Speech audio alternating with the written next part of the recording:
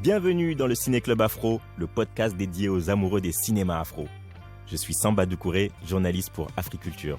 Je suis Essimi Mevege, journaliste et critique de cinéma. Ensemble, nous allons discuter des œuvres marquantes des cinémas afro-américains, afro-européens et africains.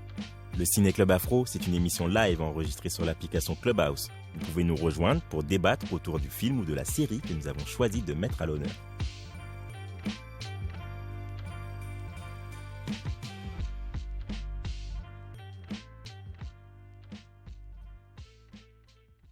Bonsoir à tous, je vous souhaite la bienvenue pour la saison 2 du Ciné Club Afro, le club des aficionados du cinéma afro d'Amérique, d'Afrique et d'Europe.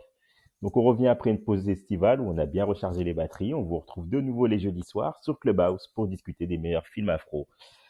Lors de la saison 1, on a parlé du cinéma de Spike Lee, de Jordan Peele, d'Issa Rae, de Denzel Washington, Eddie Murphy, Taraji P. Henson, Michael Keaton et d'autant d'autres. Nous avons même reçu l'actrice Aïssa Maïga. Je vous invite donc à nous suivre pour une nouvelle saison, beaucoup plus riche en analyses, en débats et en invités de marque. Ce soir, on discute autour du film Beckett, réalisé par Fernando Cito Filomarino. Je suis Samba Doucouré, journaliste à Africulture, et je suis accompagné de mon binôme, Essimi Mevege, journaliste et critique ciné. Je préviens, comme c'était indiqué en titre, la room est enregistrée, donc vous êtes conscient que vos propos peuvent être diffusés. La room sera disponible en podcast prochainement. Voilà pour la mise au point. Pour le sommaire, donc on va démarrer par une présentation du film et de son contexte. Suivra l'avis des cinéphiles. Vous pourrez nous dire si vous avez adoré ou détesté le film. Ensuite, on aura le débat du jour, à savoir est-ce que John David Washington marche sur les traces de Denzel, son père. Et on finira avec un point sur les sorties ciné de la semaine en France et en Afrique. Alors, petit résumé du film. Donc, Beckett, c'est un thriller haletant, comme le veut l'expression, avec John David Washington qui incarne Beckett, un touriste américain en vacances en Grèce avec sa compagne. Suite à un accident de voiture tragique, il se trouve mêlé à un complot politique qui le dépasse très largement. Il doit fuir des agents de police corrompus qui veulent sa peau. Une course-poursuite infernale s'engage dans un pays qu'il ne connaît pas et dont il ne connaît pas la langue. Essimi, qu'est-ce que tu peux nous dire sur ce film ? Que ce film est sorti cet été, soit un an après Tenet de Christopher Nolan, et pourtant il a été tourné un an avant, d'où la communication de la plateforme Netflix mettant en avant l'affiche du film et sa bande-annonce spectaculaire, qui pourrait faire passer Beckett pour un film d'espionnage à la similitude de Tenet. En plus, phonétiquement, ça joue Beckett, Tenet, et je pense que ça a été délibéré par Netflix. Alors que le film est tout le contraire. Effectivement, comme tu l'as expliqué en pitch, Samba. C'est-à-dire une personne ordinaire qui se retrouve au mauvais endroit, au mauvais moment. Mais le film permet à John David Washington de casser son image de flic ou d'agent secret qu'il nous avait habitués jusqu'à présent au cinéma. Voilà ce que je peux dire sur Beckett, en gros. À toi, Samba. Okay. Ou alors tu veux que je donne mon avis avant. Tu l'as trouvé comment, Beckett, ce film ? Bon, alors Beckett, c'est un thriller politique qui s'inspire de ceux des années 70. C'est un film qu'on peut qualifier d'auteur d'action, où l'on voit que le réalisateur n'a pas voulu faire du tape à l'œil comme ce genre de film l'impose. Il choisit une réalisation soft où on constate qu'il prend son temps pour filmer. Il y a un côté too much dans les scènes d'action qui fait un peu le charme du film. On peut reprocher un manque de crédibilité dans l'environnement où se situe le personnage de Beckett, c'est-à-dire un noir en vacances en Grèce, et personne ne le remarque dans sa cavale. Donc en gros, on peut résumer que Beckett, c'est un film sympa, sans aucune autre prétention de divertir. Voilà mon point de vue sur le film. Et puis on peut commencer à discuter sur ton avis, Samba, et l'avis de ceux qui sont avec nous dans la room. N'hésitez pas à lever la main pour venir discuter avec nous du film. Et je rappelle, comme l'a dit au début de la room, Samba, que cette room est enregistrée. Donc voilà. Alors, moi, je vais donner la parole tout d'abord à Céline. Céline, bonsoir. Bonsoir à tous. Alors, tu l'as vu le film Beckett ? Ah oui, je l'ai vu. Alors, et j'ai été J'ai été surprise parce que je m'attendais encore à un blockbuster, action-pack, un film américain. Donc en fait, j'ai pas du tout regardé le pitch, j'ai pas du tout regardé qui était dans le film. Et c'est vrai que j'ai été un peu décontenancée quand le personnage se retrouve en Grèce. Donc il se retrouve en Grèce, moi ça m'a pas trop choqué. Hein, et c'est mis, il y a des gens qui voyagent. Hein. Mais en fait, ce qui m'a choqué, enfin, ce qui est intéressant, c'est que j'ai compris qu'effectivement, on a essayé d'un peu, au début du film, de balayer le côté c'est un noir. C'est-à-dire dans l'intrigue, dans le personnage, ça a été un peu, voilà, ça a été complètement, enfin, la première partie a été, on regarde pas le- l'acteur principal comme un noir aux États-Unis et ce que ça représente. On voit un homme qui est amoureux et qui est en vacances. Le personnage en lui-même, il est très fragile. Enfin, il est malade, il n'hésite pas à pleurer, etc. Chose qu'on voit pas forcément dans les personnages noirs, en tout cas dans un film d'action. Donc, j'ai trouvé que c'était une autre vision et j'ai trouvé ça intéressant. Et du coup, je l'ai même trouvé crédible, l'acteur. Et puis après, moi, ce que j'étais un peu dubitative, c'est sur le scénario.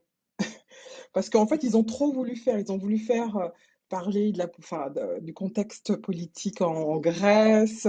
Exactement. Euh, Après, ils ont impliqué aussi les États-Unis. Enfin, à un moment, moi, j'étais perdue. J'arrivais plus vraiment à suivre. Enfin, j'essayais de trouver un peu la crédibilité là-dedans. J'ai bien aimé la première partie, hein, quand il est pourchassé dans les montagnes et tout ça. J'ai trouvé que les scènes étaient vraiment géniales. J'ai trouvé qu'il jouait super bien. J'ai trouvé que cette partie-là, c'était la meilleure du film. Après, j'ai trouvé que ça fait un peu pchit. Ça faisait un peu. Il faut que j'ai beaucoup de choses à dire, donc que je le casse dans le peu de temps qui reste. Donc du coup, euh, donc du coup, j'ai trouvé la deuxième partie un peu moins intéressante quand ils arrivent à Athènes. Mais sinon, ouais, c'était assez surprenant. Je m'attendais pas du tout à ça. Et voilà, je vais m'arrêter pour la deuxième partie. Alors, moi, j'ai une question à te poser, Céline. Ça t'a Ouais. pas, comment je pourrais exprimer ça? Ça t'a pas surpris le fait que, effectivement, tu as précisé que c'est un acteur noir américain, mais qui passe totalement inaperçu dans un pays en Grèce où justement, il n'y a pas Bien sûr, énormément de j'ai noirs pas trouvé ça américains et en crédible. plus qu'il est en cavale. Complètement, j'ai pas trouvé ça crédible, mais quand j'ai vu qui était le directeur, je me suis dit, bah oui, bah, ça peut pas être un noir qui peut faire ça, c'est pas possible. Je me suis- Tout de suite, c'est la première chose qu'on aurait vue, enfin, Bah en oui. plus en Grèce. Après, Euh, est-ce que le fait qu'il parle anglais ne le fait pas passer du coup pour un touriste américain, tout simplement? non, mais Et ça, parce que c'est un pays très, très touristique. dans les campagnes, Mm. quel que soit le pays, tu vas en Grèce, en Espagne, tu te retrouves au fin fond de la Pampa, C'est je vrai. peux t'assurer que Qu'on te remarque, hein. qu'on te Qu'on te remarque. remarque et qu'on te fait comprendre que tu es noir. Donc, non, Et non, en plus, ça. surtout quand tu es en cavale, quand tu fuis quelque chose. Là C'est tu vas vrai pas passer que inaperçu. je me disais, mais à un moment donné, ils vont le prendre pour un migrant ou pas, les gens, parce qu'on est en Grèce quand même, Oui, et qui est oui, quand oui, même un tout à pays, fait. voilà, la question des migrants, c'est quand même et finalement, elle est complètement, elle n'existe même pas cette question-là, en fait. Il n'y a pas à un moment donné quelqu'un qui pense que c'est un migrant. Alors que, Parce que je pense que c'est un choix artistique du réalisateur et que dans le scénario c'est pas précisé. Donc il a eu l'opportunité d'avoir John David Washington. Il a dit c'est un acteur qu'il avait remarqué notamment dans Black Landsman et il a indiqué qu'il était parfait pour le rôle en fait. Mais c'est vrai qu'il aurait dû quand même le contexte aurait pu quand même il aurait dû faire fi du contexte en fait. En Grèce, en plein milieu rural, un noir américain qui est en cavale, qui fuit quelque chose, normalement, ne doit pas passer inaperçu comme on le voit dans le film. Oui, donc ça, c'était pas très crédible, ça, j'avoue. Voilà, ça Et c'est c'était pour pas ça très que quand j'ai crédible. vu le nom du metteur en scène, bon, je me suis dit, bon, ben voilà, ça, c'est. Comme on dit, c'est l'expérience, quoi. Il y a un moment, l'expérience parle pour d'elle-même. Quand t'as pas vécu ça, ça résonne pas de la Et, même façon. Donc, et c'est étonnant que ça n'a pas été, qu'aucune critique n'a remarqué cela en fait. Quand tu lis les critiques, aucune n'a pointé justement ce côté, dans ce contexte-là, pas tellement crédible de voir un noir qui cavale en Grèce en plein milieu rural, quoi. Ça n'a pas été remarqué. Alors, on va passer la parole à Tissot. À Tissot, bonsoir. Bonsoir à tous. Alors, à Bonsoir. Tissot, t'as la pêche. Oui, c'est la pêche. Comme John David Washington dans les montagnes en Grèce ou pas? Bah, disons que moi, je suis moins courageux que lui, moins téméraire. Je me vois mal sauter du haut d'une montagne comme ça et atterrir sur des arbres, quoi. Euh, Juste pour rebondir là sur ce que vous venez de dire, la crédibilité, moi, j'en ai pas fait fi en fait. En rentrant dans l'histoire, je me suis pas arrêté sur l'idée qu'il soit noir et si la situation était vraisemblable en vérité. Parce que en fait, dans la mise en scène, j'ai eu vraiment l'impression qu'on était dans ses baskets, quoi. Et qu'on était tout le temps avec lui, donc avec cette douleur, avec cette inquiétude de savoir si on comprend que je suis poursuivi, qu'on comprend que je suis menacé de mort, quoi. Et donc vraiment, je pense que... Alors après, je sais pas hein, si c'est peut-être la période qui veut ça, mais j'ai tendance à oublier un peu le fait qu'on soit noir ou pas, en fait. Je préfère plus savoir si le personnage, dans ce qu'il vit, j'y crois, quoi. Moi, j'ai passé un bon moment, en fait, avec ce film. Et comme tu le rappelais, en fait, Essimi, ça m'a vraiment donné l'ambiance un peu des films des années 70 que j'aime beaucoup. En tout cas, le cinéma américain, hein, les films indépendants, en fait, donc il y avait sur cette période-là. J'ai trouvé au niveau du découpage, au niveau des ambiances, au niveau de la musique, enfin il y avait un côté assez cru, assez direct quoi, qui fait que ouais je suis embarqué avec ce personnage tout du long quoi. Mais tu n'as pas trouvé, par exemple, pour ce cinéma de genre, parce que c'est un cinéma de genre, film d'action, cavale, poursuite, que en termes de réalisation, il prend son temps, tu vois, c'est pas une réalisation Ouais. dynamique, hachée, comme on a l'habitude de voir, quoi. C'est-à-dire qu'il respecte pas les codes du genre. Et Mm. ça peut dérouter ça peut dérouter les gens qui regardent, surtout quand on voit la bande-annonce. La bande-annonce, elle est spectaculaire, ce qui contraste avec le film, quoi. Ouais, Tu penses quoi, toi, en tant que regard, parce que tu es aussi réalisateur, que ouais. c'était quelque chose de voulu par le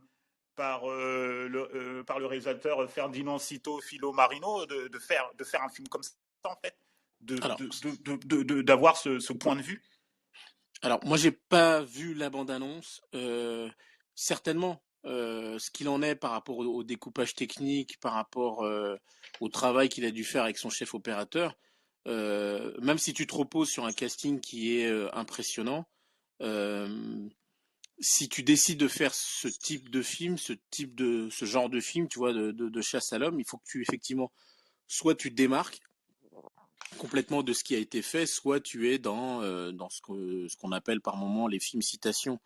Il y a des films qu'on a vus aussi, je sais plus, dans les années 90, je crois que c'était avec Harrison Ford, Le Fugitif, Exactement. Ça, c'est le parfait où exemple.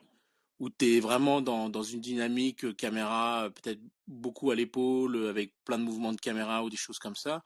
Et Là, où tu es, excuse-moi de te couper, où tu es aussi dans une atmosphère de tension. ouais, Chose qu'il y a moins dans Beckett, en fait. oui, mais moi, ce qui me plaît là, dans cette mise en scène et dans ce découpage technique, c'est que en tant que spectateur, ça me rapproche encore plus du personnage. Tu vois, le choix des lieux, le métro, être embarqué dans une voiture, les moments de détresse, que ce soit dans la chambre d'hôpital, même ne serait-ce que dans les toilettes ou des choses comme ça. Tu vois, c'est une ouais, enfin ça lie le spectateur en fait à tout ce que le personnage principal est en train de vivre quoi. Donc D'accord. D'accord. Ok. C'est tout ce que tu as rajouté par rapport au film, Matisson? oui, après sur le La performance de John David Washington. ouais, Comment tu la juges? Bon, moi, je le trouve brillant. Moi, au fur et à mesure, je le découvre en vérité. Et c'est pour ça que j'aime beaucoup la question que tu poses là aujourd'hui. Ce qui est intéressant, c'est peut-être que Netflix a voulu jouer un coup sur le titre Beckett, Je Tenet, pense complètement. certainement. Mais ça reste un film parce que c'est une plateforme qui inonde donc de beaucoup, beaucoup, beaucoup de films, que ça soit en faisant un coup soit vis-à-vis du casting, soit vis-à-vis de la mise en scène. C'est un film qui se regarde Attends, excuse-moi, Tissot. Minsé, si tu peux couper ton micro, on te donnera la parole après, parce qu'on entend derrière. Ah, excuse. Voilà. Oui, il n'y a pas de souci. Voilà, vas-y, tu peux reprendre, Tissot. Ouais, pour moi, c'est vraiment un film de qualité quand même, et qui sort vraiment du lot de d'autres films peut-être moins brillants qu'on pourrait retrouver sur la plateforme, quoi. Ok. Bonsoir Eric. Alors Eric, est-ce que tu es parmi nous ou tu nous écoutes simplement? Tu veux t'exprimer? Oh, j'écoute rapidement. Bonsoir à tous. Bonsoir Eric. Parce que je suis plusieurs coups en même temps, donc je vous écoute avec C'est beaucoup pour ça que je te de pose la question. délectation et de plaisir. Non, Ton mais point c'est de vue sur vrai. le film. Non, mais c'est vrai que merci de me donner la parole. Mais non, mais tout ce que vous avez dit est très juste, hein. Mais dans le sens où le code de ce cinéma-là est différent des codes de cinéma qu'on a l'habitude de voir, qu'on est un peu inondé par les codes du cinéma américain. C'est pour ça on peut être un peu déstabilisé par le rythme de ce film de Beckett, qui a quand même un rythme très européen. Et puis les cadres, les plans sont quand même très européens. Ça nous change de tous ces films entre guillemets d'action qu'on peut retrouver dans les salles ou sur les différentes plateformes. Et c'est d'autant plus efficace que John David Washington joue Monsieur Tout le Monde, entre guillemets. D'ailleurs, Exactement. il a son physique, il a un côté un peu rondouillard, il n'est pas aussi athlétique qu'il a été ensuite dans Tenet, il a un côté Monsieur Tout le Monde. Mais en même temps, moi, c'est ce côté Monsieur Tout le Monde qui, moi, de temps en temps, m'a un peu dérangé.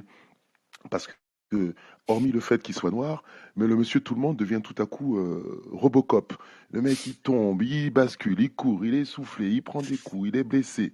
Mais rien, même pas mal, on continue, on trace, quoi. Donc, même le fugitif Harrison Ford, à un moment donné, il flanchait un peu quand même. Mais bon, ça, c'est mon point de vue. C'est mon point de vue, mais sinon, c'est une très belle réussite parce que c'est un brillant acteur.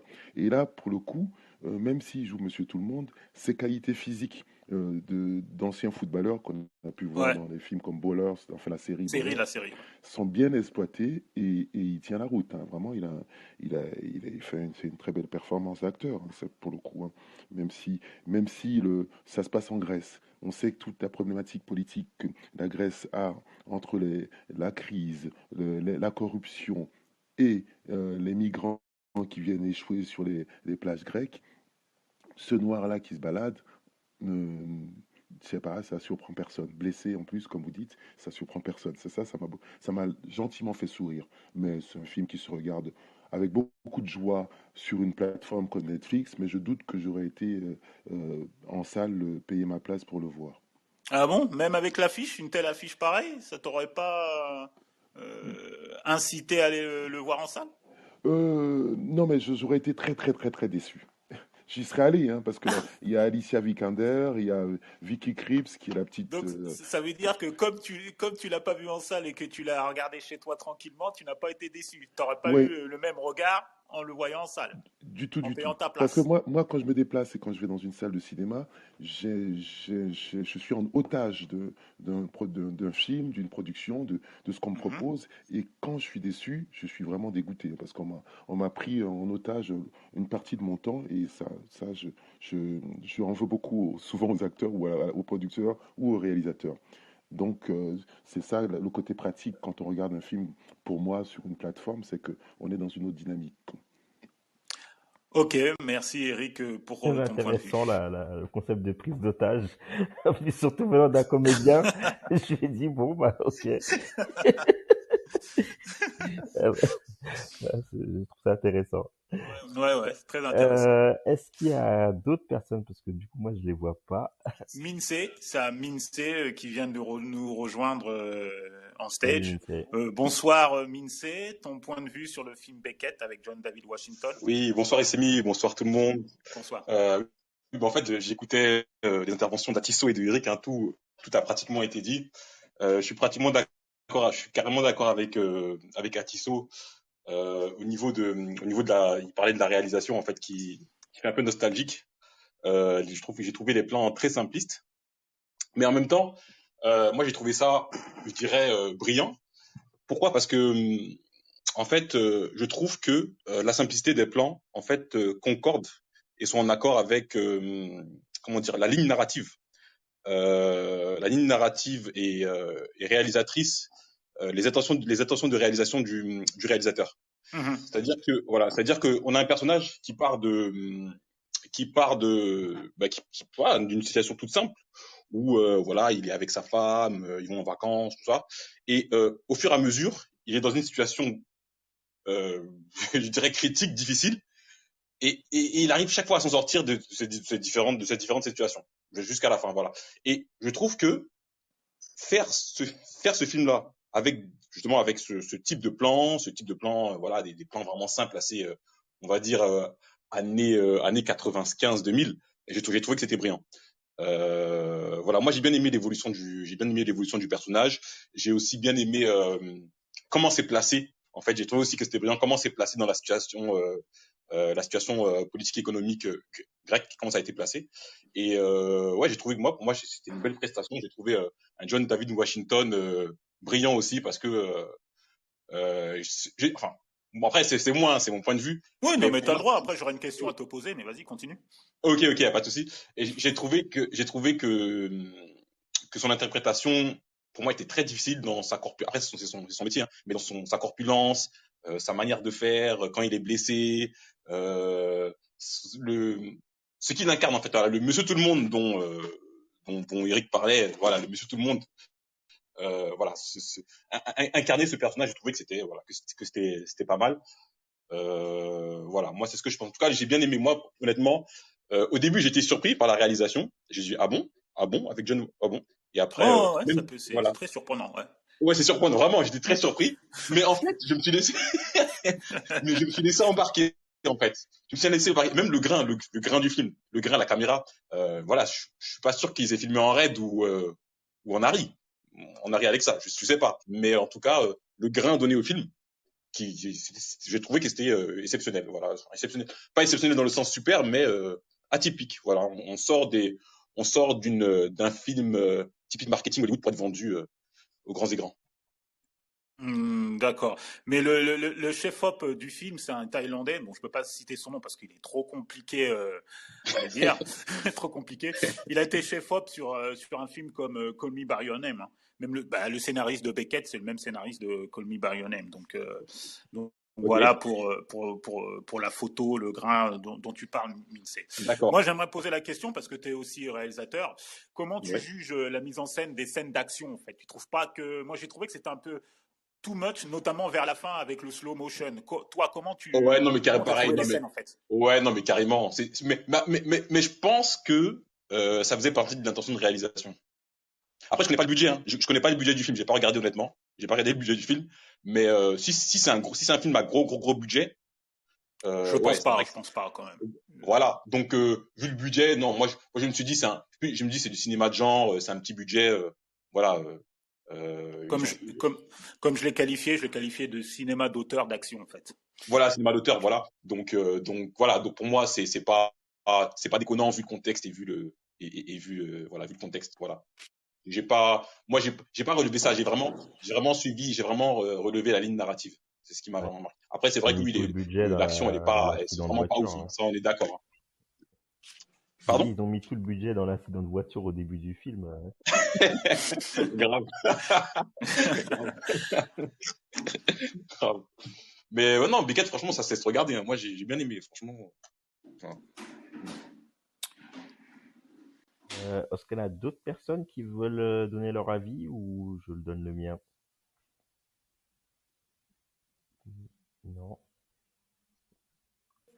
Françoise, bonsoir Françoise, t'es parmi nous, tu peux ton point de vue. Bonsoir, en fait, je suis désolée, j'écoute d'une oreille et je suis D'accord. dans un call de l'autre côté au boulot, donc non, j'écoute d'une oreille. Non, il y a pas de souci, Françoise. Juste peut-être Y a- rapidement dire que Joker sur ce film que j'ai vu parce que j'avais arrêté de le voir et Simi, tu m'as dit va jusqu'au bout, ça peut être intéressant. Donc c'est le mot que je mettrais dessus, intéressant. Je comprends pas ton mot joker là. Parce que je sais pas si j'ai bien aimé ou pas. La première fois que j'entends ça. Ah bah ouais, non mais joker c'est quand on veut pas répondre hein, et Bah je oui. sais pas si j'ai bien aimé ou pas. Ce qui est sûr, Bon j'aime bien la prestation de John. Après, je trouve qu'il y a des choses un peu en termes de scénario qui font pas trop de sens. Je crois que j'écoutais rapidement, je sais plus si c'est Minsé ou Eric peut-être qui disait, c'est à ce moment-là que j'ai pris que de voir ce noir qui se balade, en fait, ça choque personne. Le mec qui est blessé. Donc il y a des choses qui sont un peu incongrues, je trouve, mais globalement, j'ai bien aimé le voir dans un truc un peu décalé. Voilà, c'était un peu décalé.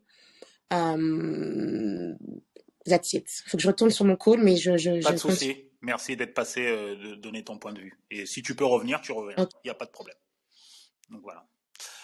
Ensuite, d'autres personnes veulent réagir. N'hésitez pas à lever la main, ceux qui sont dans la room avec nous. Parmi ceux qui sont on stage parmi nous, une réaction. Céline, tu veux dire quelque chose? Oui, juste pour revenir sur sur le scénario un peu étrange, il y a un passage qui, moi, m'a perturbée. C'est quand le père de la fille qui apprend que sa fille est décédée et la réaction du père. J'ai toujours pas compris, en fait. C'était très étrange. Enfin, je me suis dit, mais est-ce qu'il est vraiment bouleversé ou c'était. Bon, je sais pas. J'ai trouvé que Il dit il y pas avait des choses vraiment en comme ça fait. qui. Il lui dit pas vraiment qu'elle est morte. Il lui dit elle a eu un accident, mais il ose pas lui dire qu'elle est morte. Oui, mais t'es pas inquiet. Enfin, je sais pas, tes Si, il lui dit parents reste t'ont auprès voulu. d'elle quand même, il me semble. Ok, moi j'ai trouvé que sa réaction était un peu légère par rapport à la situation. Je sais pas. Ouais, après Bon, c'est c'était vrai juste ce il y a eu point-là. Il y avait ouais, des il y a eu plein de trucs un peu bizarres. Moi, juste un simple détail, c'est que je me dis mais après les courses poursuites qu'il a fait, etc. La nuit qu'il a passé dehors et tout, il doit quand même sentir mauvais le mec. Rien que ça, en fait, je me dis que rien que ça déjà les gens ils doivent se dire ah ouais il est bizarre lui, je m'éloigne, tu vois. C'est vrai que au-delà en plus du fait qu'il soit blessé, etc. quoi, c'est vrai que il fait, il est lui-même inquiétant en vrai normalement. J'avoue. Mais moi, j'avoue, par contre, moi, il y a un truc que, c'est vrai que la scène de la voiture à la fin, où il saute du garage, enfin, où il saute du parking pour atterrir sur la voiture, ça, par contre, je trouve cette scène, c'est la seule scène que je trouve incohérente avec, avec le film. Parce que ça, pour moi, enfin, un homme normal, je pense pas qu'un homme normal puisse faire ce qu'il Et a il y fait. pense même pas, je pense. Hein. Et puis un homme normal, il décède. T'as vu à quelle hauteur il saute Direct. du parking pour atterrir sur le capot de la voiture. Bon, alors, C'est ça, le mec, il a resté d'au moins 4 mètres, 4-5 mètres, et boum, le gars, voilà. C'est que cette scène, je la trouve un peu incohérente, mais voilà. Sinon, j'ai trouvé, ouais, j'avoue, c'est vrai qu'il y avait un peu de scène too much au niveau des capacités de John. ouais. dans le C'est film. vrai qu'à ce moment-là, quand t'es Mais, blessé de partout, pourquoi tu vas encore aller chercher les mecs qui essaient de te marave depuis le début? Là, je dis, mais qu'est-ce qu'il fait? Il a perdu la tête. Au nom de l'amour. C'est au nom de Mais, l'amour. Non, mais voilà, mais Eric c'est disait, ça les films à l'ancienne. excusez-moi, Eric disait tout à l'heure, c'est Monsieur Tout le Monde. Minsé, tu viens de dire oui, c'est vrai que c'est une scène un peu particulière, le fait donc de sauter comme ça. Il y a quelque chose qui est de l'ordre de la motivation du personnage qui effectivement ne remonte pas tout de suite à la surface. C'est la promesse qu'il a faite à sa femme en fait, tout simplement. Qui est Ce qui le fait tenir en vie et ce qui le fait en tout cas rester debout, c'est sa manière en fait donc de vivre ce deuil-là en fait au final. Et c'est vrai que c'est peut-être quelque chose qui n'apparaît pas parce que au niveau de la forme, on est tout de suite, comme tu l'as dit, et c'est mis sur du cinéma d'auteur, d'action. Euh, mais Céline, en fait, quand il est au téléphone avec donc le père de sa fiancée, on est avec lui, on entend à peine le père. Enfin, nous, on est obligé de tendre l'oreille pour essayer de savoir ce qui se dit, etc. et tout. Mais si tu restes dans les baskets donc de Beckett, il lui avoue pas qu'elle est morte. Il est pas dans un grand désespoir. Tu vois, tout est retenu, tout est un peu enfui en fait. C'est ça. Il y a des moments de silence qui sont longs aussi quand il redécouvre le corps donc de sa femme, quand il se retrouve à l'ambassade. Donc vraiment, moi je pense vraiment qu'il y a ce truc-là qui le tient tout du long et le cœur qu'elle lui dessine dans la main et qu'on retrouve à un autre moment donné donc dans le film. Je crois que voilà, ça c'est une autre ligne narrative en fait qui à mon sens justement, pour moi en tout cas, excuse voilà toutes ces folies de super cascadeur quoi si vous voulez. Merci. Oui. Pour toi, en fait, pour toi, tu veux dire que c'est sa motivation qui lui permet de se transcender, quoi. En fait, c'est un peu ce que tu veux dire. On C'est ça. ouvre le film avec un couple qui s'est fâché au départ, Ok. mais qui est dans un moment de réconciliation. Et je crois que c'est ce qui doit rester de manière un petit peu enfuie, quoi, sur toutes les autres séquences, sur toutes les autres, enfin au-delà donc de toutes les scènes d'action qu'on a en fait. C'est-à-dire que vous voyez tout le personnage en fait, nous on le suit tout du long parce qu'il est toujours en action. Et la partie, pas psychologique, mais la partie, son monde intérieur, si vous voulez, pour moi, c'est ce deuil qu'il vient de connaître, quoi. Quand je pars à l'étranger, avec ma nana, avec qui, bah voilà, j'ai probablement des projets de vie à long terme, quoi, de fonder de famille, etc. et tout, et bah tout ça, ça y est plus. Et maintenant, même moi, ma vie en dépend. Mais je me raccroche à quoi? À la promesse que je lui ai faite. Enfin, vraiment, moi, c'est, voilà, j'ai en tout cas cette poésie-là. Non, non, non, Ah, c'est une bien vu, position bien vu. intéressante. Ouais. Hein. Alors, Ouais. merci Atso pour le point de vue. Je vais donner le mien très rapidement. Après, on va passer au fameux débat. Euh, donc, bah moi, je serais pas parti le voir par moi-même, hein, parce que je suis pas très film d'action, Malgré thriller, tout John David ça. Washington. Ouais, même malgré John David Washington, hein, d'ailleurs, même pour son papa, les films purs d'action, je vais pas les voir. Donc, euh, mais, euh, mais bon, j'ai fait mes devoirs, je l'ai regardé et au final, il m'a bien plu.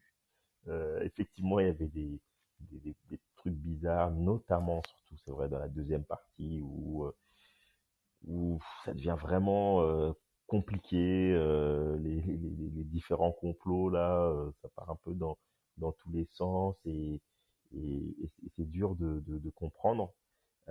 Donc il y a cet aspect-là qui m'avait un peu perdu et puis ces choix aussi que j'arrivais plus à suivre. Mais c'est vrai que toute la première partie de course poursuite, elle est vraiment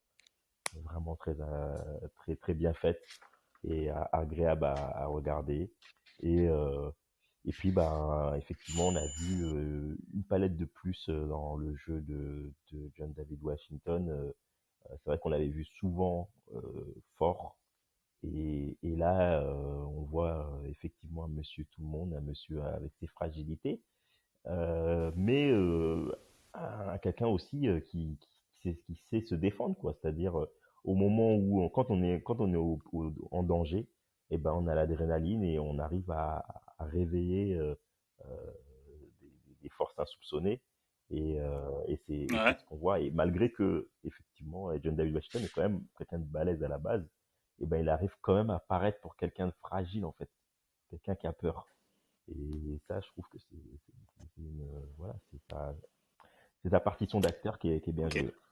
Donc, on va se recentrer maintenant justement sur John David Washington. Et Simi, qu'est-ce que tu peux nous dire sur ce comédien? Bah, en 5 ans, John David Washington est devenu une valeur sûre à Hollywood avec des films tels que Black Clansman de Spike Lee Tenet de Christopher Nolan, Malcolm et Marie de Sam Levinson et la série Ballers. Il s'est fait connaître par le cinéma d'action et des films policiers grand public en fait. Depuis 2 ans, il s'oriente plus vers un cinéma d'auteur, à la différence de son père Denzel Washington, qui a commencé par le cinéma d'auteur avant de connaître le succès grand public. Alors, peut-on dire que John David suit les traces de son père Denzel? Oui, en termes de choix de ses films, pour l'instant, mais il lui manque encore un grand rôle comme l'a incarné son père dans différents films tels que Malcolm X, Training Day, Hurricane Carter, etc., etc. Donc voilà ce que je peux dire sur la carrière qui a commencé à peine il y a 5 ans, en 2015, de John David Washington. Donc c'est quasiment, on peut dire, en novice, et en 3-4 films, c'est devenu quelqu'un vraiment qui compte à Hollywood.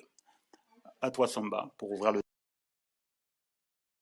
Bah, moi, sur cette question de John David Washington sur les traces de Denzel, ma première réflexion, c'est bah, déjà, il est un peu en avance par rapport à la carrière de son père, où je pense que là, du coup, tout de suite, il arrive sur le devant de la scène. Mais en même temps, je me dis, tiens, bah là, on a quand même affaire à un bon fils d'eux.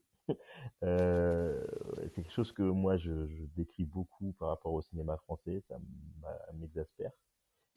Là, on a un, bon, qui est quand même bon, hein, c'est pas, on n'est pas sur du Charlotte Gainsbourg ou quoi, hein, mais, mais donc du coup, en fait, le fait qu'il soit un fils d'eux, en fait, finalement, ça me bloque et ça m'empêche de pouvoir dire qu'il est dans les traces de Denzel. C'est quelque chose quoi, Alors, j'ai pas à lui donner le même mérite. si je peux répondre par rapport à... Ouais, vas-y. Alors, si je peux répondre par rapport à ça et que tu qualifies de fils d'eux concernant John David Washington, je trouve que c'est beaucoup plus compliqué pour les acteurs noirs, les actrices noires à Hollywood, pour la communauté noire à Hollywood, même quand tu es fils d'eux, parce que c'est pas le premier fils d'eux qui fait du cinéma à Hollywood, et je pense que c'est le premier fils d'eux qui a autant de succès. Je peux te citer d'autres fils d'eux, par exemple Melvin Van Peebles, son fils Mario Van Peebles.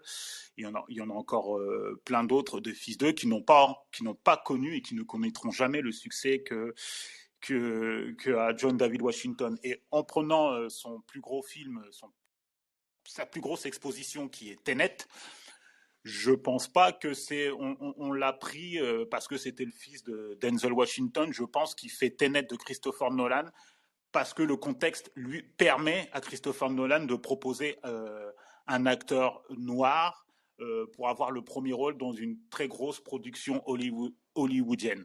Je pense que si Tenet était sorti il y a encore 10 ans, je ne pense pas que John David Washington aurait eu ce rôle, parce que Warner aurait mis son veto, aurait plutôt privilégié mettre celui qui joue le second rôle, Robert Pattinson, qui va incarner le prochain Batman.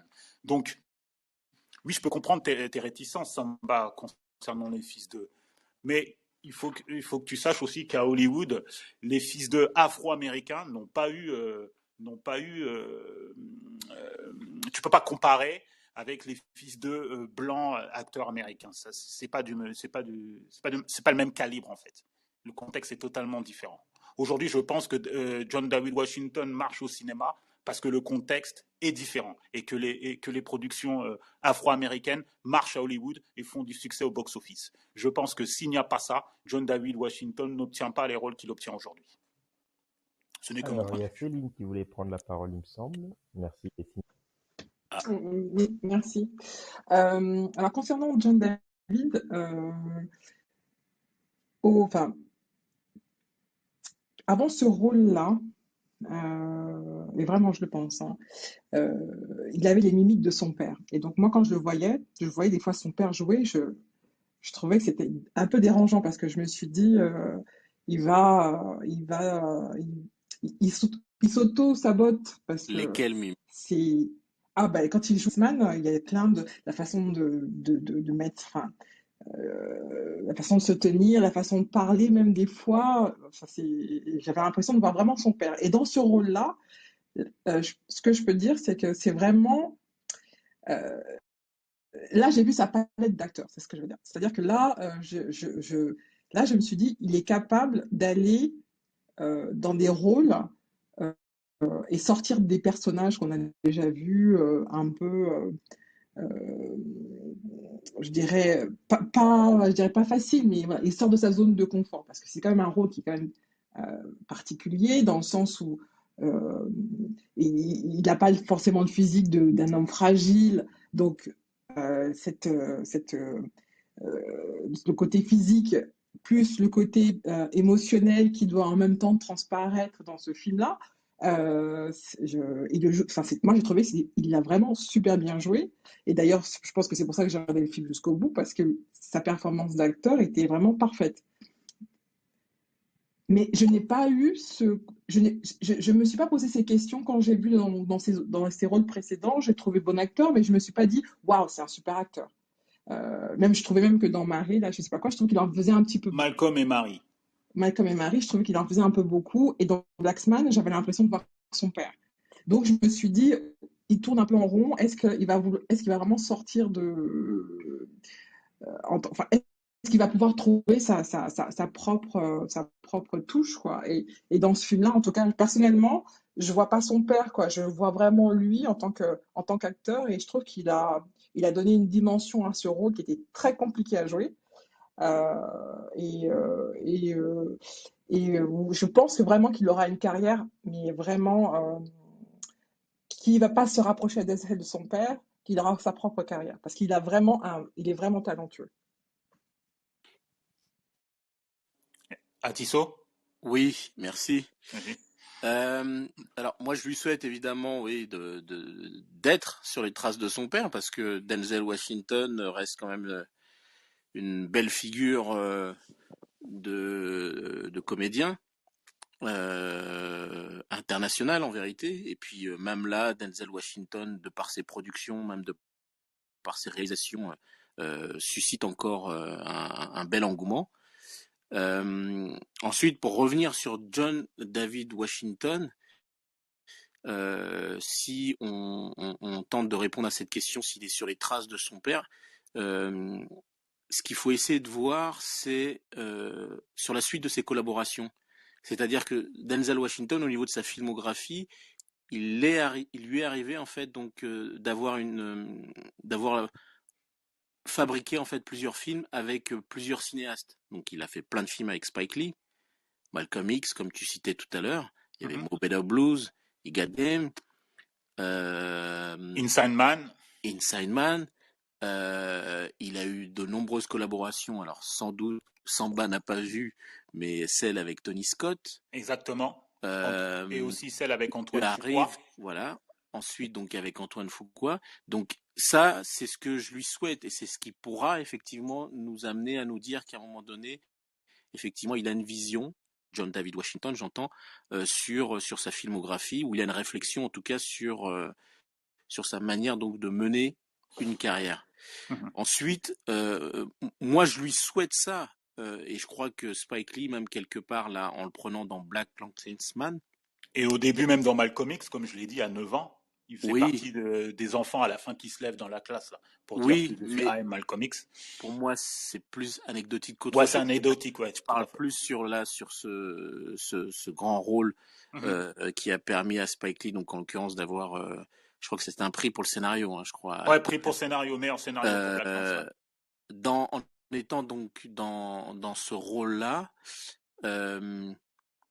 ça relance aussi même quelque part de nouveau la carrière donc de Spike Lee. Et moi, je me suis pas empêché de penser à ce qui est arrivé à un moment donné à Martin Scorsese avec Robert De Niro qui a été à un moment donné son acteur fétiche, au même titre qu'on pourrait dire que Denzel Washington a été un acteur fétiche à un moment donné pour Spike Lee. Exactement. Et qui à un moment donné, donc, Martin Scorsese, donc pour aller au bout de ma réflexion, a relancé un petit peu sa carrière en faisant travailler donc Leonardo DiCaprio. Bon, je dis pas que DiCaprio est le fils de Robert De Niro, Mais ce que j'essaie Non, de mais ouais, non, dire c'est par bien là, cette analogie. Ouais, elle est voilà.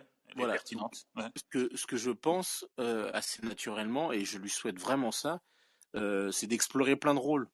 Et Céline, alors moi, j'ai pas vu les mimiques Denzel Washington, mais je me dis c'est tout c'est à l'honneur d'un comédien à un moment donné d'avoir sa patte, ou c'est-à-dire qu'à un moment donné un scénario ou un personnage qui est créé dans une histoire, de pouvoir se l'approprier en fait quoi.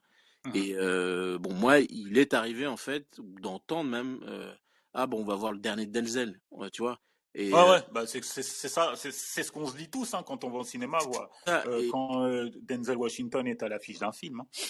c'est que mais et on reste quand même embarqué à un moment donné sur un récit, sur des situations, mais voilà, mais on sait que le rôle est tenu, comme on dit. Donc moi je pense que la carrière de John David Washington, elle est encore naissante. Là sur Malcolm and Mary qui a sur Netflix et Beckett qui a sur Netflix, donc ce sont des belles choses. Je crois que son interprétation dans Black Klansman a été saluée, mais on a traversé la période du Covid. Tenet était le film qui était censé sauver le cinéma, et donc c'est pas rien que ça soit lui qui est le rôle principal Exactement. aussi donc de ce type de film. Donc à mon sens, je pense qu'il sera pas nécessairement dans les traces de son père, mais il va bénéficier, je pense, des gènes de son père. Ok, merci à Tissot. Eric, Oui, c'est vrai, ton point de non, vue. comme dit Atisso, il va vraiment bénéficier des gènes de son père, hein. Ça, c'est l'atavisme, et puis c'est tout à fait normal, hein. Et pour rejoindre Céline, c'est vrai qu'il a eu des tics de jeu de son père, mais on va pas le lui reprocher, c'est le fils de son père. Parce que moi, je dis toujours, si on père n'avait pas su, comme il a longtemps caché qu'il était le fils de Denzel Washington, si on ne l'avait pas su, on ne se serait pas posé cette question. Mais Denzel Washington a des tics, ça c'est vrai, il est toujours en train de se pincer la lèvre, et de temps en temps, John David le fait aussi, mais c'est normal. Quand on est boulanger, on repasse son métier à son fils, et puis avec la pâte qu'on a, on pourra mieux faire un meilleur pain. Donc c'est le cas de John David Washington. Mais ce qui est surtout aussi, il faudrait qu'il puisse trouver, comme on l'a dit tout à l'heure, le réalisateur avec qui il va être sur une carrière sur le long terme, c'est-à-dire comme De Niro et Scorsese, comme Spike Lee et Washington. Washington, et puis il y en a quelques-uns, il y a de Pacino qui a eu comme ça des réalisateurs qui l'ont accompagné. Et c'est ça aussi qui Brian fait, De Palma. voilà, absolument, qui fait une carrière comme ça sur la longueur, parce que la complicité se crée entre le réalisateur et l'acteur, et puis ils vont plus loin dans le travail pour approfondir un peu les propositions émotionnelles et de jeu. Mais ce qui est certain, c'est contrairement à son père, il fait aussi des choix artistiques qui sont un peu plus pointus, entre guillemets, ça représente le cinéma indépendant américain, parce que Christopher Nolan, même Ça, s'il c'est fait que des films récent, gros, là. Excuse-moi de ben, il a, t'arrêter, une, Eric. il a Là, une jeune c'est que carrière, récent. hein. Il Oui, a oui, qu'une oui, jeune oui, il a carrière. que 5 ans Dans de le carrière. cinéma, même s'il a fait 5 ans sur une série télé, il s'est formé là-dessus, mais dans le cinéma, il est que... Ouais, dans le cinéma, c'est que depuis 2018, hein, Absolument, depuis qu'il... Voilà, en 2017-2018. Hein. tête d'affiche, absolument, en tête Ouais, ouais, d'affiche. Il ouais, n'y a ouais, que pas plus. Hein. depuis 2018 avec Spike Lee qui commence à Ouais, porter des films sur ses épaules. Donc, exactement. donc il commence à peine, c'est une Ouais, il très jeune commence à peine, carrière. c'est une jeune carrière, ouais, il est novice. Donc, Hein. donc il a tout le chemin devant lui, et pour l'instant, j'ai envie de dire, c'est un sans faute. C'est un sans faute, parce que les choix de rôle ne sont pas décevants, et il arrive quand même, malgré l'éthique, à nous surprendre à chaque fois, que ce soit dans Malcolm et Marie, ou dans Beckett ou Tenet, et on attend de voir la suite. Même dans Black Klansman, tout le monde savait que c'était le fils de son père, mais il a quand même réussi à nous faire, Oubliez ça. sur la longueur, oublier ça. Oui. Donc je dis, moi je mise un billet, et puis je suis sûr que je vais pas les perdre, parce que Tu vas décrocher le jackpot. ouais, ouais, absolument. Merci, Eric. Mince, ton point de vue par rapport à la question du jour, du débat. Alors, tout a été, encore une fois, tout a été dit. Après, moi, je suis globalement d'accord avec Eric. Alors moi, ce que je trouve, c'est que et je suis aussi un peu d'accord avec Françoise, avec Céline, excusez, pardon. Oui, Ce Françoise qu'il nous faut. a quittés. On espère Oh, qu'elle va ouais, vous revenir. inquiétez, Vas-y, il y a pas de continue. mal. Euh, en fait, je trouve que au niveau de l'incarnation des personnages et surtout dans Tenet, même si John David a sa patte, donc arrive à incarner le personnage comme demandé, je trouve qu'il y a ce côté un peu à la fois émotionnel mais froid. Quand je dis froid, c'est le personnage en fait qui doit résoudre, qui doit accomplir sa mission coûte que coûte. Et ça, en fait, Denzel Washington, ce côté à la fois émotionnel, froid, maîtrisé des personnages, il y a pas mal de films où on le lui a demandé. À l'exemple de, par exemple, Man on Fire, par exemple. Man on Ouais. Fire, Où il voilà. joue le garde du corps, là.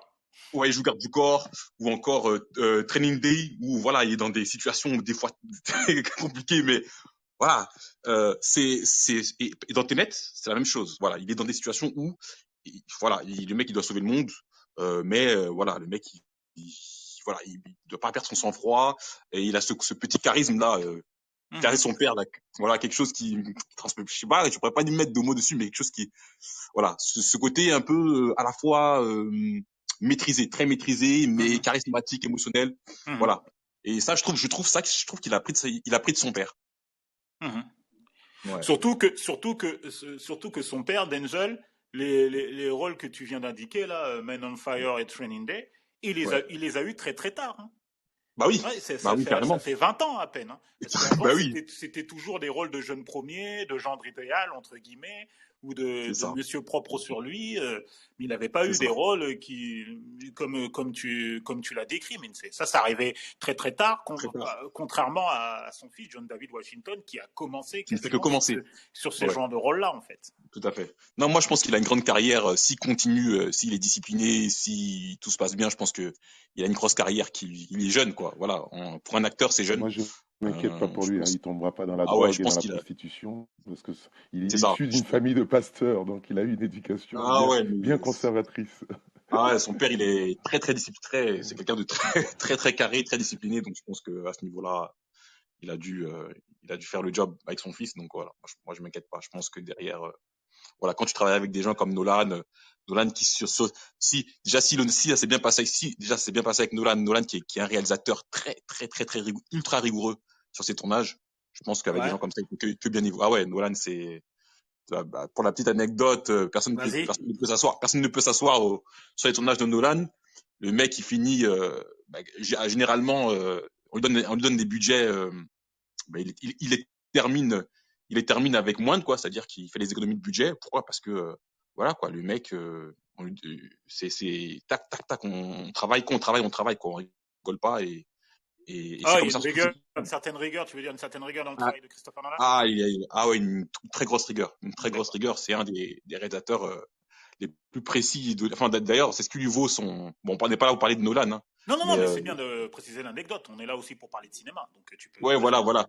C'est ça. C'est ce qui lui vaut justement son titre, son rôle privilégié de réalisateur qui peut écrire et tourner ce qu'il veut au cinéma, quoi. Ouais. C'est vrai, parmi. Oui, Je crois qu'on. il a carte blanche en fait. Il a carte blanche, quoi. Voilà, il y en a Mais pas parce 10 à Hollywood. qu'aussi, mais parce qu'aussi ça marche au box-office aussi. Donc, Ah oui, voilà. C'est voilà, ça, exactement. c'est surtout ça aussi. Bah oui, voilà, exactement. Donc, Bon, après, il a son équipe, hein, il travaille avec ses frères, sa femme. ouais. Voilà, mais bon, voilà, moi, je pense que s'il continue comme ça, il est bien entouré, ça, il peut que percer, quoi. J'ai D'accord, une merci dernière Mounsi. question avant Euh, qu'on arrive à la conclusion. D'après vous, qu'est-ce qui lui manque, ou qu'est-ce qu'il doit accomplir pour pouvoir justement, parce que évidemment on sait bien il est pas encore du niveau de Denzel, mais qu'est-ce qui lui manque et qu'est-ce qui pourrait arriver pour ça? Non, moi, je pense alors, qu'il, pardon. Ok, Non, non, allez-y, vas-y. vas-y non, je Eric. pense Eric, juste qu'il lui manque juste un rôle avec une plus grande palette émotionnelle qui lui permette d'avoir une nomination ou un prix comme un Oscar ou quelque chose dans le genre, quoi. C'est ça qui va un peu le mettre dans la Ligue des Champions. Ok. Ok. Ouais, Eric, ouais, carrément, Eric, ouais, moi, je suis totalement d'accord avec toi. Après, moi, pour ma petite expérience de réalisateur, hein, ce que je remarque, c'est qu'en fait, un acteur, et ça, on peut pas l'acheter, comment dire, j'ai pas le mot, voilà, ce qui le rend meilleur, en fait, c'est l'expérience. L'expérience des tournages, mais aussi l'expérience de la vie. Pourquoi? Parce qu'en fait, quand tu joues, c'est des émotions, en fait, que tu dois retranscrire. Voilà. Et plus tu sais retranscrire les émotions, et plus tu es meilleur. Et en fait, c'est la vie, en fait, les expériences de vie qui permettent d'avoir des émotions, des situations de vie qui font que derrière, tu pourras, en guillemets, les invoquer pour voilà, les utiliser dans les films, en fait. Donc, en fait, c'est un mélange de, comme tu l'as dit, Eric, voilà, quoi, de un grand rôle aussi, mais beaucoup d'expérience. Ça, il y a que le nombre de films qu'il va faire et la vie, quoi, en gros. Mais, effectivement, c'est très pertinent. Et Simi? Tissot, tu as quelque chose à dire par rapport à ça? Céline aussi? Je suis à Oh, pardon, Tissot, vas-y. Non, vas-y. Moi, ça va être très rapide. En tout cas, moi, je pense qu'il faut qu'il continue dans les films d'auteur parce que ça lui va très bien. Je pense que ça lui va même mieux que les films. Enfin, pour moi, Blockbuster d'action, ouais, blockbuster. complètement. Ouais. Moi, j'étais quand même bluffée par sa prestation et vraiment, je ne m'attendais pas du tout à ça. Donc s'il continue dans cette voie-là, je pense qu'il va avoir un Oscar très, très rapidement. Ok. Tissot? Oui, je crois que je l'en ai déjà dit, j'en ai déjà parlé dans cette room, quoi. Effectivement, ce sera suivant le rôle qui lui sera proposé, ce sera forcément aussi par rapport au réalisateur ou à la réalisatrice qui va l'accompagner dans l'histoire, et ce sera aussi forcément par rapport à l'ensemble de l'équipe technique qui va l'encadrer. C'est tout ça qui fait qu'à un moment donné aussi que tu peux sortir du lot, ou en tout cas que ta prestation, ton interprétation peut être appréciée par un ensemble. Mais clairement, enfin, il est au début de quelque chose, mais je pense qu'il est vraiment en phase avec son époque, tu vois. Autant sur Ok. le parcours de Denzel Washington, Mhm. on conclurai là-dessus, autant sur le parcours de Denzel Washington, et il le dit, tu vois, c'est un travail de staccanoviste en fait, tu vois. C'est qu'il est avancé pas à pas, et je le redis encore, il y a le Norman Jewison aussi qui me revient à l'esprit là, c'est un grand cinéaste américain avec lequel Denzel Washington aussi a joué, quoi. Ouais. Et donc là, John David Washington travaillait avec Christopher Nolan, le réalisateur de Malcolm and Marie. Non. C'est Sam Levinson, le réalisateur de Malcolm et Marie. Non, je disais le fait d'avoir Autant pour moi. travaillé avec Christopher Nolan et travaillé avec le réalisateur donc de Malcolm and Marie. Ouais. Voilà. Si tu veux, ça le place dans l'air du temps, tu vois, dans une certaine modernité qu'en fait. Donc il a son histoire lui aussi pour le coup à réaliser tout simplement, quoi. Et en dépassant vraiment cette idée de fils d'eux, mais en étant lui pour ce qu'il est, quoi, en fait. Donc moi je suis assez confiant en fait sur son devenir, quoi. Parce que je trouve qu'il est pertinent dans ses choix pour l'instant. Eh ben, Ok, merci. moi, Ça va. j'attends effectivement le grand rôle. Euh, Après, c'est vrai qu'il y en a pas mal qui ont déjà été faits hein, dans les grands leaders afro-américains. Donc, à voir qu'est-ce qui pourrait lui être proposé. Mais je pense qu'il y a besoin qu'il y ait un rôle qui frappe les consciences, en fait, un film qui marque l'histoire, quoi. Euh, Denzel, les gens ils vont tout de suite citer Malcolm, mais parce que beaucoup l'ont vu et il a été très important ce film et pas seulement parce que c'était un bon film, mais parce que il marque d'un point de vue historique, social, les gens ça a été je pense quelque chose de marquant pour beaucoup de gens, ça a changé la vie ou en tout cas ça fait prendre conscience de plein de choses Et il y a des films comme ça qui sont capables de nous faire changer notre vision du monde comme a pu le faire voilà des grands rôles comme avec Tom Hanks ou autre, mais et je pense que c'est ça qui le permettra de de vraiment marquer l'histoire euh, et de se distinguer parce qu'il a quand même aussi il y a une belle génération d'acteurs jeunes acteurs afro-américains qui émergent et Oh, il va y avoir de la oh, concurrence hein. il y a une Et sacrée là relève. Hein. ça Ah, va il y a être une sacrée costaud relève. Hein. et les autres ils Il y ont a une quand même sacrée joué relève. beaucoup de films hein. Donc c'est en entrant Ah, on a ouais. un beau on a des C'est ça choses qui va être intéressant. ouais, des belles choses qui nous attendent là dans les années à venir avec en plus de ces talentueux comédiens plein de réalisateurs talentueux quoi. Donc ça donne vraiment envie de suivre le cinéma afro dans les années à venir. Euh, je crois qu'on va conclure comme ça. Euh, à moins qu'Eric, tu veux acheter quelque chose? Non, je voulais juste, avant de conclure, vu qu'on a parlé de Beckett, faire une dédicace à Duke Coma qui Ah, double John ah, David Washington dans la version française, tout Ah ouais, ouais, simplement. parce que nous, on regarde que les VO sous-titrés ou les Ben oui, VO. Donc, mais on est quand même en France, les petits loups, hein. ouais, Donc, je sais, mais... Non, non, mais Eric, et attention, il y a des acteurs en les France mecs, aussi, hein. Je C'est sais, bien là, beau, je les sais. Afro-Américains, hein. On va non, lancer Donc sur un voilà, attention. plateau, le ça sera recevra big, juste pas ce que du je voulais big dire. up à Masterclass. Duke alors. Non.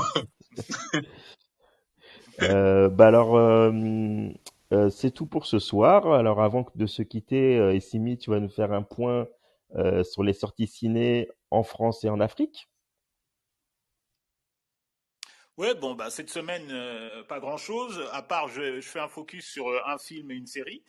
Alors, le film, bon, bah, c'est un Marvel, c'est Venom, qui est sorti, qui est en salle depuis le 20 octobre en France et sortira le 22 octobre en Afrique francophone. C'est le super vilain de Spider-Man. Et le choix délibéré de Marvel, c'est d'en faire un film comique, quasiment. Donc, alors qu'on sait que très bien que Venom, normalement, c'est un film d'horreur, un thriller, vraiment. Et là, bon, c'est le choix de Marvel d'en faire un film comique. Donc, j'ai eu la chance de le voir. C'est quasiment une comédie. Donc, voilà. Ça n'a rien à voir avec ce qu'on a lu en bande dessinée de chez Marvel. Premier choix. Deuxième choix, c'est Germinal, hein, qui arrive le 27 octobre. La série, la mini-série Germinal, qui arrive de Émile Zola, qui arrive le 27 octobre sur France 2, dont on va recevoir l'un des acteurs la semaine prochaine pour une masterclass. Voilà. Donc tu me poses la question de quel acteur, Samba? Samba? Samba? Ça va pas faire manger. Moi, c'est quel Non, acteur? Je veux alors c'est savoir. un compatriote à bah, toi et à Eric, euh, le Oui, fameux alors Steve. pour voilà, pour la room de la semaine prochaine, c'est une masterclass avec le comédien, l'acteur Steve Tienche, qu'on a pu voir dans Les Misérables jouer le Campé le maire, La Nuit des Rois de Philippe Lacotte, Campé Barbe Noire, celui qui contrôle la prison, dans le film de guerre sur la guerre d'Algérie, 1500 impurs, et dans la mini-série Germinal qui commence le 27 octobre. Donc, il sera avec nous jeudi prochain, le 28 octobre à 19h30, pour un masterclass. Préparez vos questions. Préparez vos questions parce qu'il y répondra chaleureusement avec nous. On discutera de sa carrière, de ses projets et de son regard sur le cinéma français. Donc Voilà. voilà. Bah vraiment, je vous dis Samba. vraiment soyez là parce que c'est vraiment un personnage fascinant. J'ai eu l'occasion de le découvrir à l'occasion du documentaire La mort de Danton, où on découvrait ses premiers pas dans le théâtre. Pour lui, jeune d'Aulnay, à qui, enfin, que personne misait sur lui pour faire ce genre de métier. Et, euh, et vraiment un personnage assez étonnant entre ce qu'il dégage à l'écran et le personnage qu'il est dans la vie. C'est vraiment ouais, c'est un chouette type et j'ai hâte d'animer cette rencontre. Donc je vous dis rendez-vous jeudi prochain. On sera le 28 octobre à 19h30 sur Clubhouse dans le Ciné Club Afro. Abonnez-vous pour être au courant des prochaines rooms, pour ne pas les rater. Vous pouvez me suivre, Samba Doucouré, sur les réseaux sociaux. Vous pouvez suivre Estimi Mévégué. Et vous pouvez suivre également Céline, Atisso, Eric qui seront au rendez-vous, j'imagine. Minsé aussi, qui est là, il est encore là? Ou il est parti? Je l'espère. Voilà. Ouais, je suis toujours là, je suis fidèle. Super. Jusqu'à la fin. À la semaine prochaine, Minsé. Mais, Prépare mais tes carrément, je questions serai là. pour Steve Jensen. Ah ouais, avec grand plaisir. Avec grand plaisir. J'ai mis dans mon agenda, là. C'est le 28, 28 c'est le 28 octobre, c'est ça. 28 octobre, 19h30. Ok. Parfait. Je vous souhaite une très bonne soirée à tous et à la semaine prochaine. À bientôt. Merci à vous, en tout cas. Et comme dirait l'autre, vive le cinéma. À la semaine prochaine. Bonne soirée. Bonsoir. Bonne soirée. Bonsoir. Au revoir tout le monde. Merci de nous avoir écoutés. Si vous voulez participer à l'émission, retrouvez-nous sur l'application Clubhouse dans le Ciné Club Afro, un jeudi sur deux à 19h30.